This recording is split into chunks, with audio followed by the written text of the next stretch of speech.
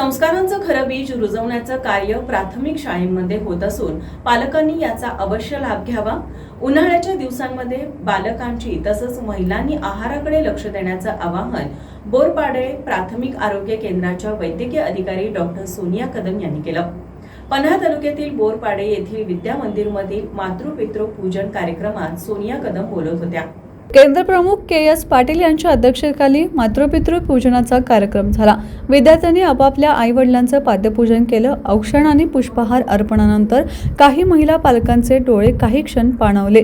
शाळेतील संस्काररूपी उपक्रम पाहून आमची मुले याच बोरपाडे मराठी शाळेत घातल्याचं विकास पाटील यांनी मनोगत व्यक्त केलं। अनिल मोरे यांनी कार्यक्रमाचं संयोजन केलं होतं। प्रास्ताविक मुख्याध्यापक सर्जेराव मेथे यांनी केलं। विष्णू देवकर, सरिता समुद्रे, स्वाती लोहार, संजय पाटील, प्रभावती खरत, राणी समुद्रे आणि सावित्री विश्व महिला दूध संस्थेचे सहकार्य लाभले। बाबासाहेब खोत, दीपक जाधव, सुदीप पाटील, सुनीता जाधव, प्रज्ञा पाटील, कोमल पाटील, भारती कोळी आणि दीपाली कोळी आदींची उपस्थिती होती।